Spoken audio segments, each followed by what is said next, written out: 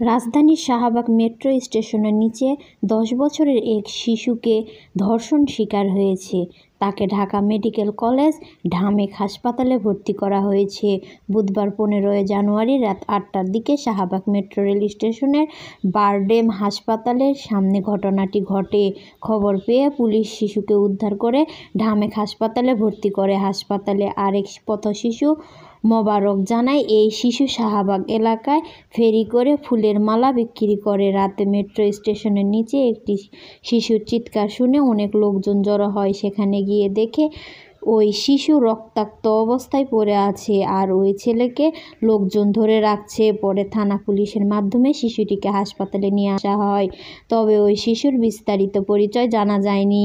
রমনা থানার পরিদর্শক তদন্ত মোহাম্মদ তারেকুল ইসলাম বলেন, রাতে খবর পেয়ে মেট্রো রেল স্টেশনের নিচ থেকে এই ধর্ষণের শিকার ওই পথশিশুকে উদ্ধার করা হয়।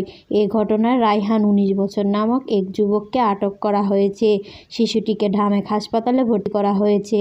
মোহাম্মদ তারেকুল ইসলাম আরও বলেন, রাতে রায়হান নামের ওই যুবককে শিশুটিকে মেট্রো রেল স্টেশনের নিচে একটি ঘরে নিয়ে ধর্ষণ করে। পরে শিশুটির চিৎকার শুনে লোকজন এগিয়ে গিয়ে অভিযুক্ত রায়হানকে আটক করে।